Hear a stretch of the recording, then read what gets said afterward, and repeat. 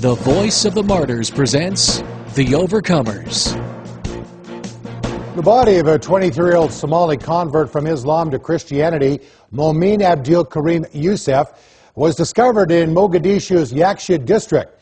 Members of the Al-Shabaab, an Islamic militant group, apprehended Youssef and searched his home for Christian material after a 15-year-old Muslim boy accused Youssef of trying to convert him to Christianity.